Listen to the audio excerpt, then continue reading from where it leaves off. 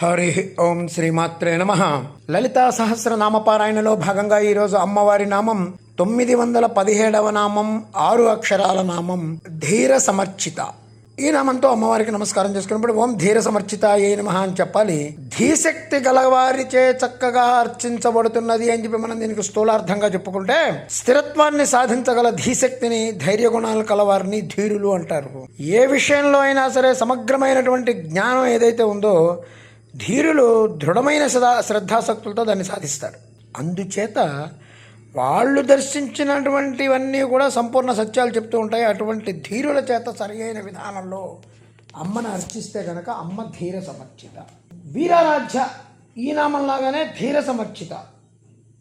మనస్సులో వికారం ఉన్నప్పుడు ఆరాధనలో మనసు నిలవదు, మనసు నిలవనప్పుడు అది సరైన ఆరాధన కాదు. ధీరులు మాత్రమే మనస్సు బాగా నిలిపి ఆరాధన చేస్తారు. అలాంటి వాళ్లతో అర్చించబడుతోంది కాబట్టి అమ్మ ధీర సమర్చిత.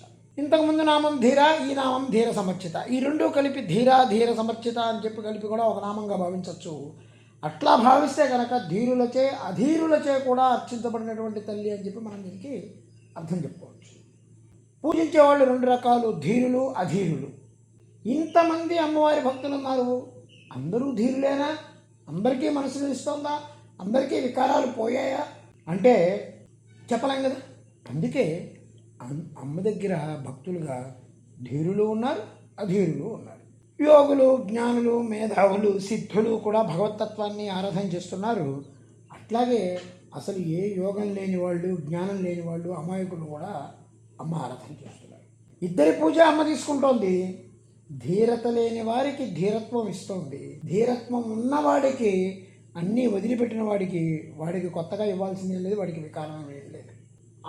అక్కడ వాడికి ఇవ్వాల్సిన మోక్షాన్ని అమ్మిచ్చేస్తుంది. అంటే ధీరులుగా ఉన్నప్పుడు మరి మాకు ఇంకేం లేదండి, అధీరులుగా ఉన్నామంటే మాకు ధీరత్వం ఇస్తుందన్నారు. మరి ధీరత్వంతో మేము అమ్మని అర్చిస్తే మాకేంటండి? అమ్మ ప్రీతి మోక్షదాయిని అమ్మిచ్చేస్తుంది. ఆత్మకి ఇతరంగా ఏదో ఉందనిపిస్తేనే వికారం వస్తుంది. అట్లాంటి వికారాలు పోయిన వాళ్ళేగా ధీరులంటే. ఆత్మజ్ఞానంలో నిలిచిపోయినటువంటి వాళ్ళకి ధీరులకి పొందాల్సింది ఏం లేదు, వాళ్ళకి కావాల్సిందల్లా ఒక మోక్షమే. అలా ధీరా సమర్చిత అయినటువంటి తల్లి వాళ్ళకి ఆ మోక్షాన్ని అందజేస్తుంది.